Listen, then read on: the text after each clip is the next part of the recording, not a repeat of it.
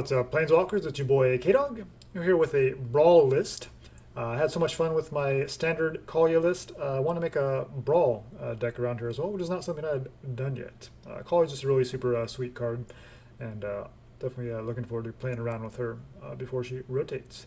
So Kaalia, of course, is a 3/3 Fine Vigilance for Mardu colors. That's red, white, and black. When she enters, you get to look at the top 6, and we get to basically draw an angel, a demon, and or a dragon card. So that's just one of each. You don't get to draw multiple angels, multiple demons, multiple dragons. It just has to be one angel, up to one angel, up to one demon, up to one dragon.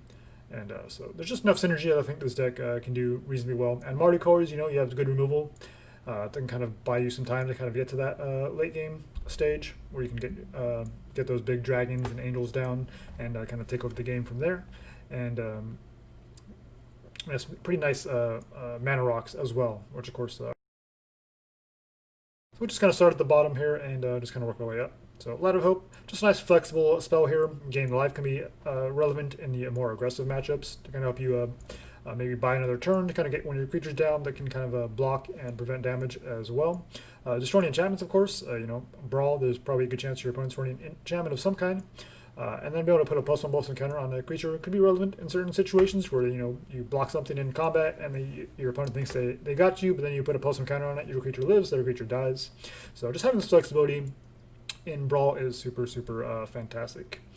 Charming Prince, of course, I already highlighted the interaction between Charming Prince and Kaalia before. Basically all 3 modes here are I think relevant in this style of deck, and just gives you early creature to kind of chump block with as well. Some nice removal here and Eliminate. Destroy a creature or planeswalker, mana cost 3 or less. Heartless Act, destroy a creature with no counters on it, or remove 3 counters from a creature. Lava Coil, of course, 4 damage. If it dies, it goes to exile. Despark, exile permanent with mana cost 4 or greater. Just the flexibility is pretty fantastic, and especially at 2 mana is great. Response Resurgence, it's nice that we can deal damage to our opponent's creatures in the early game. They go into attack us because we don't have much going on. We're waiting to get our big threats down later on, so they just feel like they can attack in easily. We'll use response and kill one of their bigger threats in response. And if you draw this later, if you top deck it, or you don't need the response side for some reason, maybe your other removal was able to take care of it, then you can Resurgence once you get some of your creatures down, give them First Strike, Vigilance, and additional combat phase. That's pretty hard for your opponent to deal with. Alright, so Arcane Signet, running 3 colors. So we definitely need things like this to fix this, and we're also running lots of kind of 4 or 5 etc. amount of spells, lots of big spells, so we need all the ramp we can get as well. And Mardu colors, we don't really have good options for that, so we need these artifacts. So Arcane Signet is a fantastic option for us. Angel Vitality is another creature we can kind of play in the early game. 2/2 flyer for 3 mana. If we gain life, we gain that much life +1 instead. And if it's as long as we have 25 or more life, it gets +2/+2. So we're in Brawl. Sorry, I almost said Commander there. Brawl. So we start at 25 life. So if this comes down on turn 3 and your opponent hasn't pressed your life total yet, then boom, right away it's just a 4/4 on turn 3, which is pretty fantastic. We have a little bit of life gain synergy, so definitely that part of it could be relevant, but we're not like a life gain deck or anything like that. But it's an angel, and there's just enough synergy that I think you have to include an Angel of Vitality. A Banishing Light for the flexible exile removal. Gadrak, 5/4 Dragon. Can't attack unless we have 4 or more artifacts, which you do have the mana rocks, which I have said, and we have plenty of removal as well, so we can get artifacts that way because beginning of your ends up. Create a treasure token for each non-token creature that died this turn. So it doesn't care whose creature it was; it has to be a non-token creature, as long as it died on our turn. Then it ends up we're going to get treasure tokens for each of those creatures. That's pretty fantastic. So it kind of ramps us, fixes our mana, and lets Gadrak actually be a powerful threat as well. But even though it can't attack, it can still block. So playing this on turn 3, having a 5/4 creature, your opponent's not going to be as eager to attack into you anymore while you're getting set up. Now it's got Mortify here, just a flexible instant speed, destroy a creature or enchantment. Bedevil, destroy artifact creature or planeswalker, instant speed. Deafening Clarion, we need to clean up early pressure, 3 damage to each creature, and also the life gain can be relevant as well once we get our creatures going. And Chromatic Lantern and Mana Geode basically feel kind of the same role. Mana Geode is nice because when it enters we scry 1, which can be certainly helpful at times. And the Chromatic Lantern means that all of our lands basically tap for mana of any color, which is just like fixes all of our mana instantly. So we're running all 3 of these artifacts that can help us ramp, and of course they synergize with the Gadrak as well, which is nice and gives us all the fixing we need, so we can play all these double white, double black, double red spells. We don't have access to, you know, all the good lands. We don't get to play one of each of them, right? So Shatter the Sky, we do need to control the game, control the board in the early turn while we're trying to get set up. So Shatter the Sky lets us keep the board nice and clear, so we can let our opponent just play out all their creatures. We just clear the board, and then we can start dropping our big old threats and take over the game from there. Nightmare Shepherd, of course, fantastic demon, 4/4 flying. If a creature dies, we can exile it, make a copy that's a 1/1. Price of Fame, I think, is kind of an auto-include in the Brawl format, because there's so many legendary creatures that you can hit with this, you know, your opponent's commander, or even just legendary creatures that they're playing as like one-ofs, and so being able to do this for 2 mana instant speed, destroy a legendary creature and surveil 2, or just 4 mana to destroy a creature and surveil 2 can be fine as well. Rankle, you know, we're basically Mardu flyers, big flyers, so I think Rankle fits in nicely with there. All 3 of the modes can be relevant depending on the matchup. So 4 mana, 3/3 flying haste. When it deals damage to a player, we can choose each player discard a card, each player lose 1 life, draws a card, each player sacrifices a creature. So certainly in certain matchups, any of these modes can be irrelevant. Spawn of Mayhem, another demon here, 4/4 flying chapel. It does have spectacle. So if you're able to kind of pressure your opponent, somehow if your opponent gets off to a slow start, if you're able to get like a Charming Prince down on turn 2 and your opponent doesn't have a creature, then you can just attack in, trigger Spectacle, and play a Spawn on turn 3. It could be kind of nice in certain situations. And then you could deal 1 damage to each player on your upkeep, which is a little risky, but we do have the life gain, you know, with the Deafening Clarions and things like that. And of course, some of our angels have lifelink as well. So it's a little bit risky because we can get off to a slow start sometimes, and then taking the damage isn't necessarily something we want to do. But it is a demon. It's a nice, powerful threat, so I think it's definitely worth running. Opportunistic Dragon, a little matchup dependent. When it comes down, we choose a human or artifact our opponent controls, and then basically we gain control of that. However, we don't get to actually use it as a creature or as any of its abilities, but it's basically removal from our opponent's side, and it's a 4/3 for 4, so it's pretty reasonable. So your opponent might not be playing humans, but they're probably going to be playing artifacts in a Brawl type format, so we can get something out of this, so that's pretty sweet. Seraph of the Scale is just a fantastic angel here, 4/3 flying. We can choose to give it Vigilance for white, or we can give it Death Touch for black, and if it dies, we can just we'll make a couple 1/1 spirit tokens. Aurelia, another angel, 2/5 flying mentor for 4. Beginning of combat your turn, we can choose a creature we control, give it +2/+0. If it's trample, give it trample if it's red, give it vigilance if it's white. Of course, Aurelia is both, so she would get vigilance and trample if you just give the +2/+0 to herself. And we have plenty of red and white creatures that she can target as well. Angel of Grace is going to be kind of a lifesaver here, 5/4 flying for 5. We can flash it in, so we can kind of, if our opponent just wants to attack into us, we can flash it in, and maybe they don't have good attacks anymore, we can block something they weren't expecting to die. Also, if our opponent is going for lethal, we can flash this in just to prevent our life total from going to less than 1, because damage that reduce your life total to less than 1 reduces to 1 instead when she enters the battlefield. And then even if it dies, if you flash it in to kill something in combat, but she dies as well, you can also have this ability where you pay 6, exile it from your graveyard, and have your life total go back to 10. So that can definitely buy you time against the aggressive matchups. Even Gargoyle Master is kind of an interesting one. I also looked at Sarah Angel, also a 5 mana creature in the slot. That's a 4/4 flying to vigilance, so it's maybe a little bit better in some ways. But you know, going for the life gain, that little bit of life gain synergy to kind of help stabilize Gargoyle Master, I think. It's not a card I've played otherwise, so I think we're just going to run this one here instead. But if you want to run the Sarah Angel, that's definitely a pretty reasonable option as well. So when this enters the battlefield, we gain 2 life for each creature you control flying. We're basically playing all flyers. And it counts itself as well. So if nothing else, you're at least going to gain 2 life out of it. You can easily gain 6, 8, 10 life off of the Gargoyle Master and put the game really out of reach from your opponent. And a Baneslayer Angel, 5/5 flying, first strike, lifelink, protects you from demons and from dragons. Just a fantastic new inclusion from Core 21. Elspeth Conquers Death, of course, just a fantastic card. Doom Whisper, 6/6 flying, trample, nightmare demon, gotta love it. Pay 2 life, surveil 2. So once we've got the life gain going on, or opponent has a pressure life, we can kind of fix our jaws with the surveil effect, which is pretty fantastic. Skarrgan Hellkite, just a fantastic creature here as well. 5 mana 4/4, riot flying, so we can haste it in as a 4/4, or just make it a 5/5, and then it gets its activated ability for 4 mana. We can choose 2 damage divided between 1 or 2 targets. And Terror of the Peaks is just another really fun card from Core 21, 5/4 flyer. If your opponent targets it with spell, they take 3 damage, or they lose 3 life. And whenever another creature enters battlefield under your control, Terror of the Peaks deals damage equal to that creature's power to any target, which is just amazing. And finally, at our top end here, we have Sephara, Drakuseth, and Terror of Mount Velus. So another reason why we're running all those artifacts, so we can kind of hopefully curve out into some of these top end threats. 7/7 flying lifelink is going to be fantastic in the late game. And other creatures you control with flying have indestructible is pretty amazing as well. And Drakuseth, of course, is just just love Drakuseth. We don't have any reanimation strategies, which is where you typically see this. We're just trying to hardcast this, which is something that you can do in Brawl, because typically it's a little bit slower format. We've got the mana rocks to help us kind of accelerate into that as well. And once this hits the board, it can often just kind of end games on its own. 7/7 flyer, when it attacks, it deals 4 damage to any target and 3 damage to up to each of up to 2 other targets. So that's pretty amazing. And the Terror of Mount Velus, 5/5 flying first strike. When it enters the battlefield, creatures you control gain double strike until end of turn. So if you got all your other flyers down, even if your opponent has some other flyers they can block with, well, you just Terror of Mount Velus.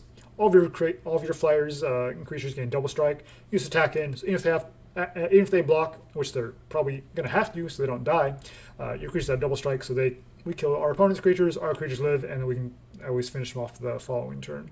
Or if they don't have a way to block it, then the double strike is probably just going to kill them. So Terror of Mount Velus, pretty fun card. And of course, these are all dragons and angels. And finally here, our X spell, Proposes Intervention, just a nice flexible removal spell, dealing twice X damage to a creature or a planeswalker. Or if we don't need the removal side of it, we can just hasten a X1 elemental with trample and haste, and that might be enough to kind of help us close out games as well. So mana base here, we are slightly skewed towards white, so 4 plains, 3 swamp, 3 mountain.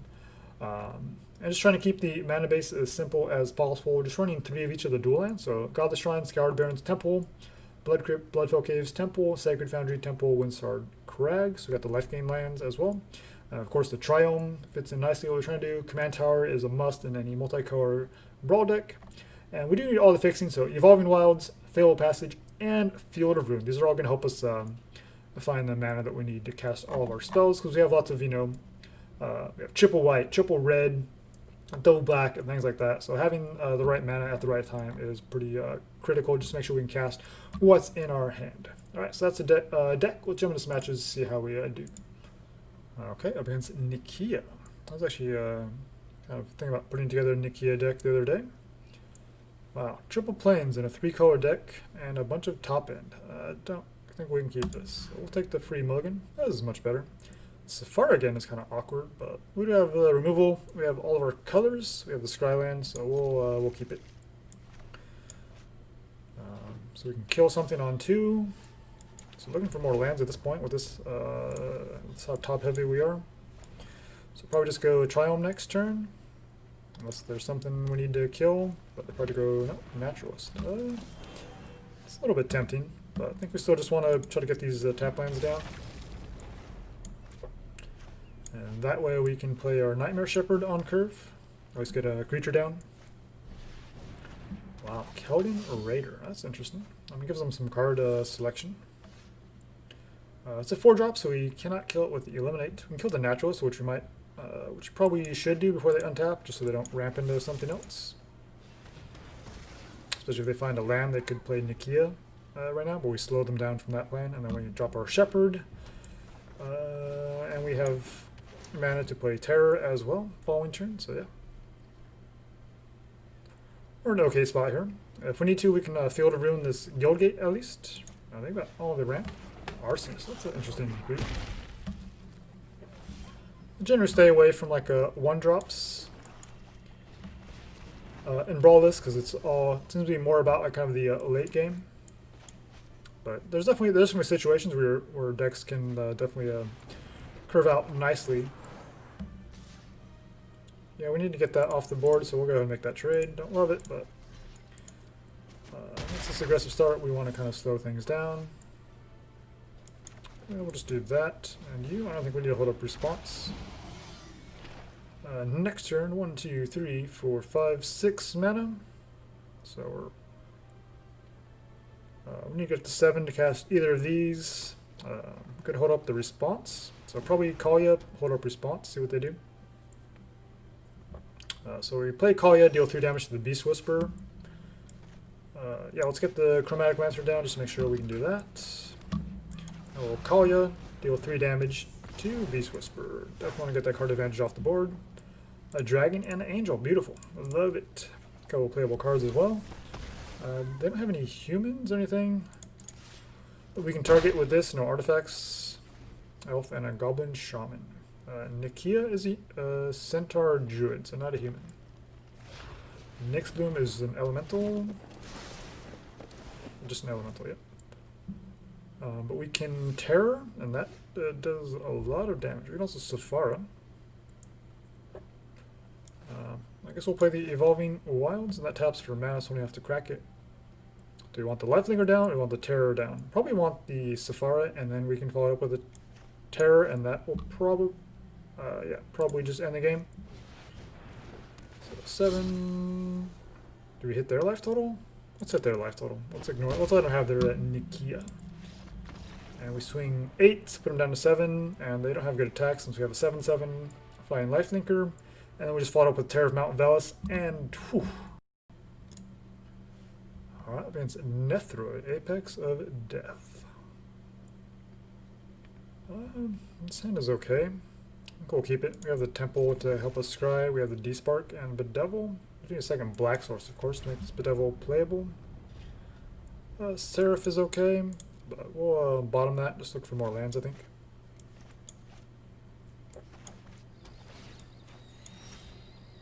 There's another red source.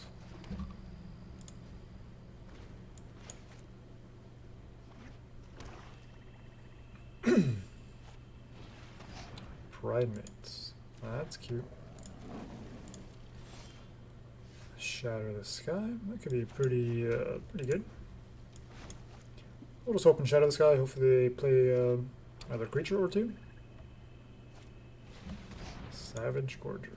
Okay, so you just love your life gain synergy, even though you have access to so many cool effects and Abzan colors.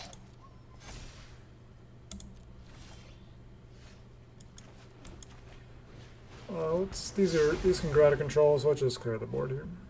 Especially if they're trying to mutate on top of them. So they have removal, but they probably just run out the Baneslayer Angel still. Not too worried about a Conclave Guild Mage. So we'll just Baneslayer, and the next one we could Kaalia, and then maybe Charming Prince, and get the Kaalia trigger a second time. That could be interesting. They probably kill a Baneslayer Angel, which sucks, but if they don't have removal, then we're in a good spot. Wow, they have a Seraph. What? Conclave, Seraph Angel. Don't know what our opponent is doing. We can Despark it. Let's attack. See if they want to block.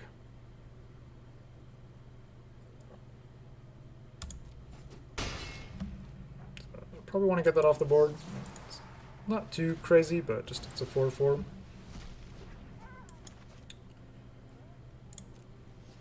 Oh, still combat. Oops. Doesn't matter. Kaalia finds a couple of nice threats. We still have the Charming Prince Flicker option on Kaalia as well. So we can trigger Spectacle. So we got first strike on this, so we don't mind attacking into the Angel. I don't know why they played it now. Unless they can flash that in. Yeah, I'll take 2. You hold up a trick in single black, or you just testing the water. Heartless Act.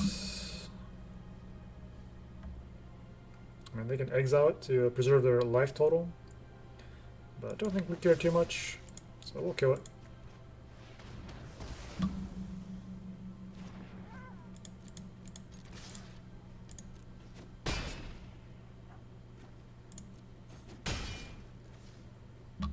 We'll Charming Prince, and we'll flicker the Kaalia, see if we can draw something else.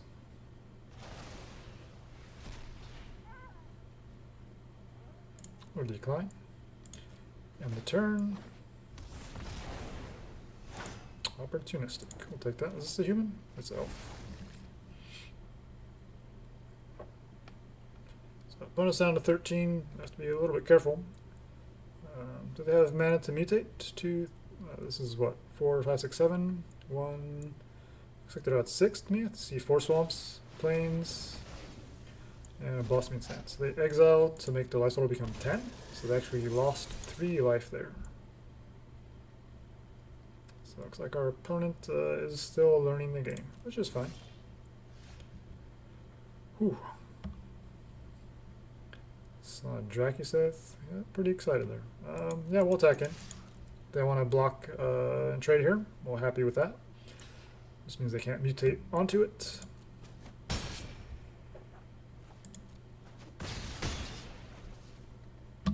And we'll spawn. Actually, let hope making a token and then spawn kill them on upkeep. Probably would have been our best play there.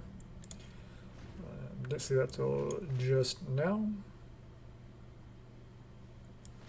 But either way, they're pretty far gone.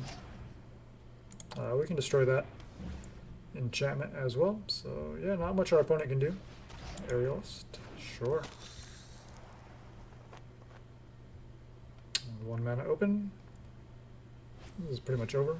They get to gain life with their Light of Hope and make their dude a little bit bigger. Now they're tapped out. We'll go ahead and destroy. Pass the food.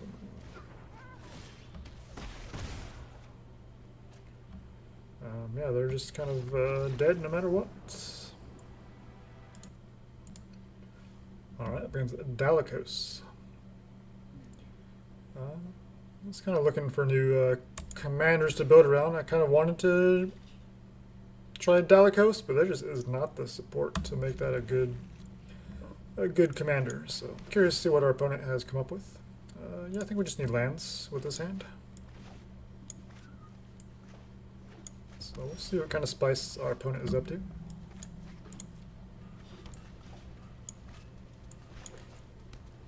Looking pretty nice here. Just 1 more land and we should be good. A weaponsmith. So I can't target that since it's not legendary. And we don't have 4 mana. Heraldic Banner, sure. A red, okay. Some use out of the weaponsmith, getting the equipment down.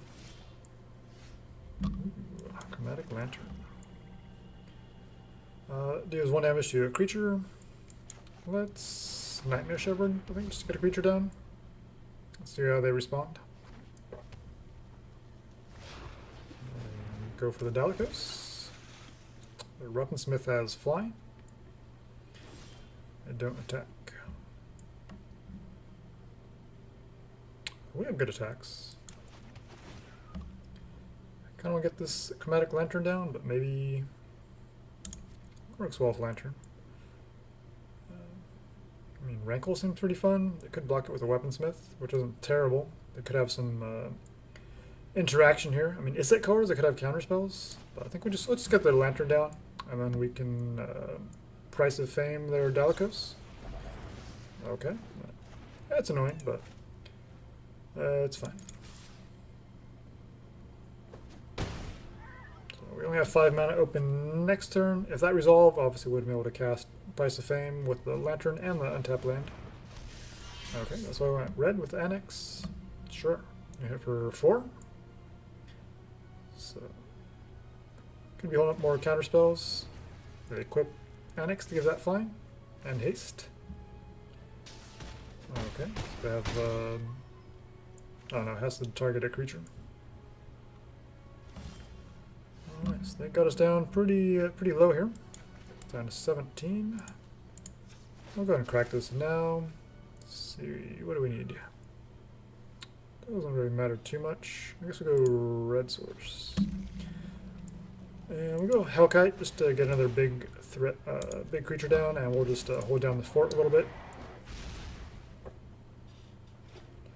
3, 4, 5. We have 6 mana, so we can Rankle and Price of Fame next turn.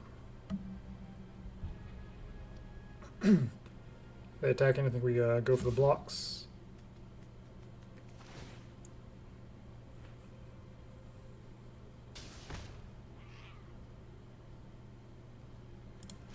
we'll take this block, see what they have. If it dies, we can just exile it with, of course, that Embercleave. We can also Price of Fame that. Yeah, we'll exile it just so we have another potential blocker. Give it a counter. So now I got a 2-2. That's kind of cool. We're down to 7 though, which is not cool.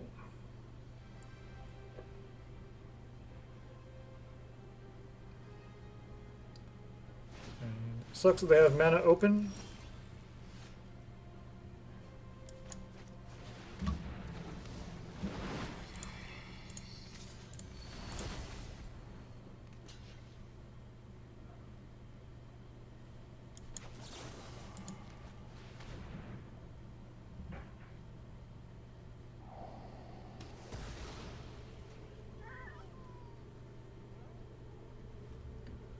I think we want both of these cards, so we'll keep.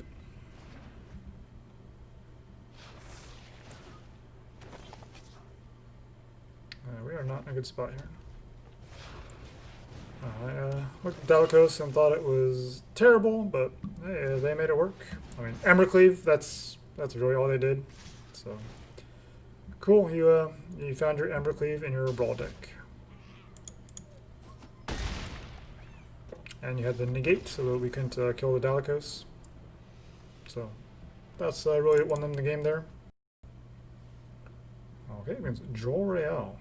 That's cool.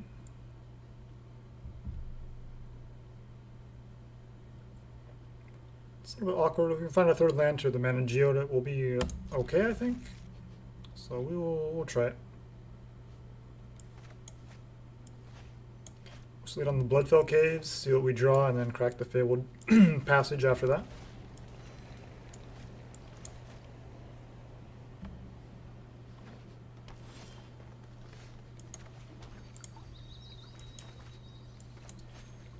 A lot of top end here. Just looking for lands, please.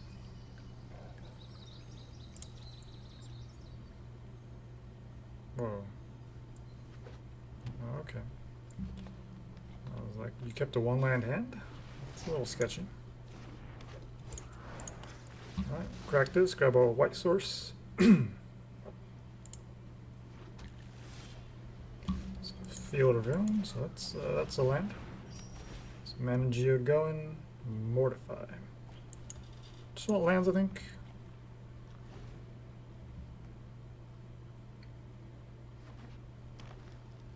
So we have Seraph or Dragon next turn, and this is a human, so Dragon might work out pretty well. Stealing their Jor-El.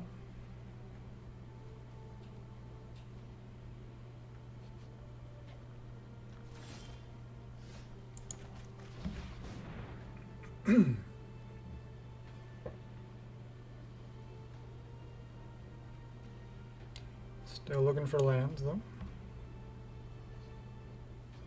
Okay, you have 2 mana open. Do you have a response? Nope.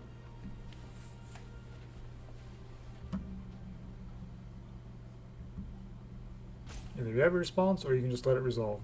If you can't do anything about it, just let it happen, dude. There you go. Alright, that's pretty sweet. So I didn't go to exile, it wasn't destroyed, so we actually get to keep it on our side. They don't get the option to put it in their command zone. But of course we don't get to actually do anything with it either, but that is fine.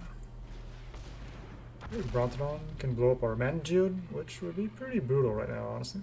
But we do get a 3/4 off the board, so not terrible if they do go for that move.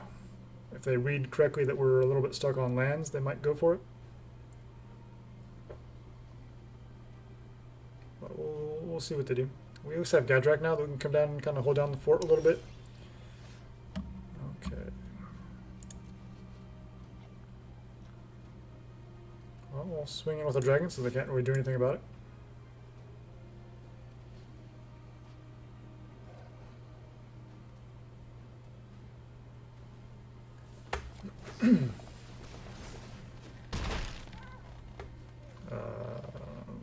Okay, that was poorly done from our opponent. They should have killed our dragon there. They would have gotten their Jor-El back. Definitely not expecting a card like that. So Now they can attack with their Brontodon and get some life.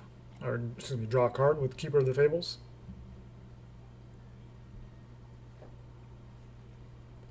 Do we go for Seraph, or do we just hold up Angel of Grace to flash in?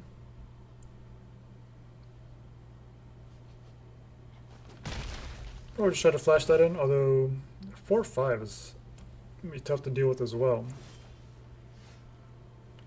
Despark is good too. Alright, let's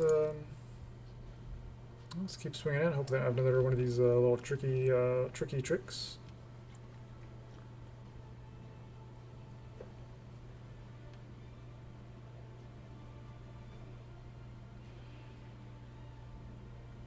Opponent, it's your move.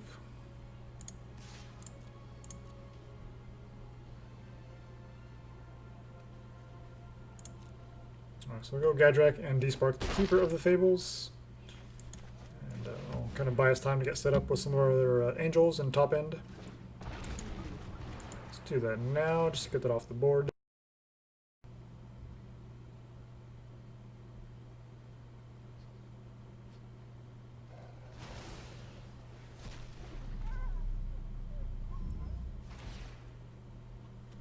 I want to exile, so that doesn't actually count towards making a treasure token.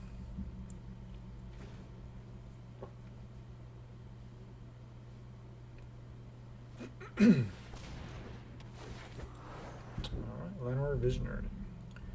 Works nicely with Jor-El. So our Guardian Project, that's pretty sweet. So the deck works pretty well with Jor-El and mono green, drawing cards. Kind of surprised how much card draw there is in green. Return of the Wild Speaker, Kenrith's Transformation. There's actually quite a few cards, so Jor-El is pretty cool. I had not thought of making a Jor-El commander deck. Not sure how our opponent is continuing to hold priority. It's a bit annoying that they're playing it so slowly. So this Opportunistic Dragon should be dead. They should have a Jor-El and a 2/2. But they made the mistake, so we'll keep taking advantage of it. I think we just dropped the Seraph here. And pass. Rankle, Seraph, Baneslayer. It's okay. I'll obviously start with our Tri-land here. Into Godless Shrine, and then we have the Command Tower with Bedevil, or Temple of Silence works as well. Shepherd. We're actually going to bottom that. We have lots of 4-drops as it is.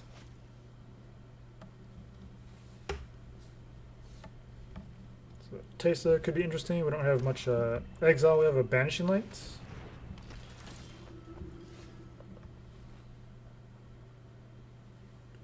I want to curve out, so I think we'll just... And we have 4-drops. So if I just play a Command Tower, hold open Bedevil. Although they're stuck on 2. So Bedevil probably would be better on a Teysa. Just an Orzhov Enforcer. Okay, we'll take 2.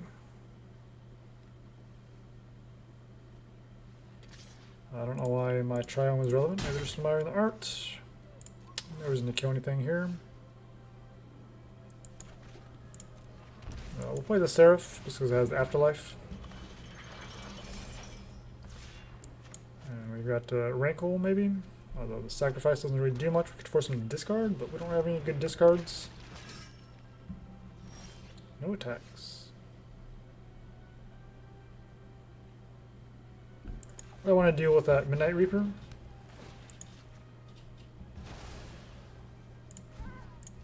Vigilance didn't attack and do it last time, so we'll see if this Seraph can kind of keep their attacks at bay. Don't need lands with this hand, so we'll bottom that for now. We have playable cards and another land, so we'll see if we can find something better here. Grim Tutor, that's a cool card. Let's see what they find. Well, we don't get to, they don't have to reveal it, so we'll see. I imagine it could be like a Banishing Light. That'd be a perfect answer for a Seraph to get around the Afterlife effect. Or even like a Passivism or something, but We'll see what they find. They might just want lands, honestly, since they seem to be a little bit stuck.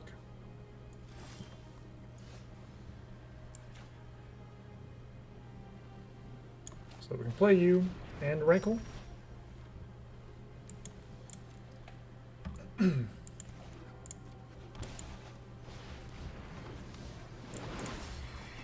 we'll choose no options. We don't want to sacrifice and give them some flyers they can block with. We don't want to discard anything. And we don't want to draw. Although they have plenty of cards in hand, so maybe draw would have been fine. Okay, Bastion. They played it, so they might have just been what they went to tutor up. But without flying, they're not in a good spot. Maybe we'll go for the card draw since they have millions of cards in hand.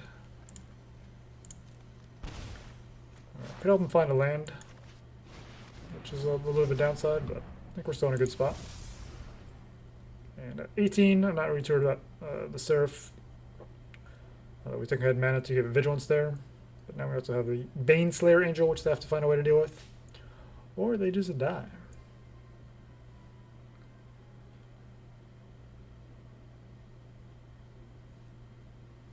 So we got pretty fortunate not having to worry about these afterlife creatures on the ground. We were able to fly over them, and our opponent has not been able to find their removal.